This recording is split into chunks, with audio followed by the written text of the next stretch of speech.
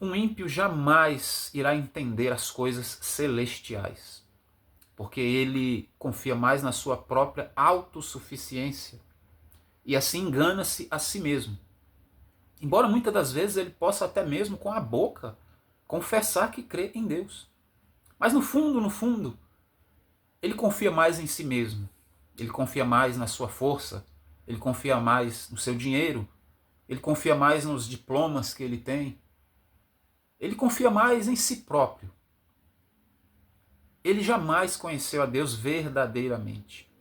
E é por isso que um ímpio, ele jamais poderá subir aos céus, porque ele simplesmente não crê. E ele não crê porque a palavra não entra no mais íntimo do seu coração, porque ele simplesmente não pode dar ouvidos. E tudo isso culmina em uma reflexão que foi o próprio Jesus que falou: porque não sois de Deus. E isso Jesus falava aos fariseus, que eram um grupo religioso, total conhecedor da Torá, que era a palavra de Deus até aquela época. Não existia ainda as cartas paulinas, os evangelhos. Eles viviam a lei naquela época ainda. Porém, o coração deles estava totalmente longe do verdadeiro Deus. Isso é muito comum também nos dias de hoje.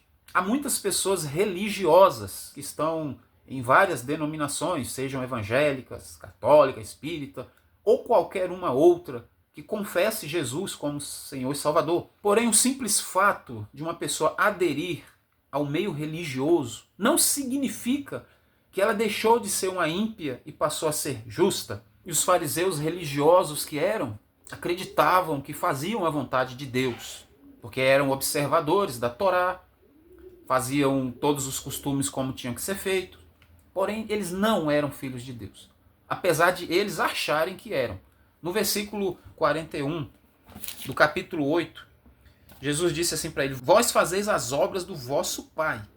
Disseram-lhe, pois, nós não somos nascidos de fornicação, temos um pai que é Deus. E aí no versículo 44, Jesus choca eles ao dizer assim: vós tendes por pai ao diabo, e quereis satisfazer os desejos do vosso pai. Ele foi homicida desde o princípio e não se firmou na verdade, porque não há verdade nele.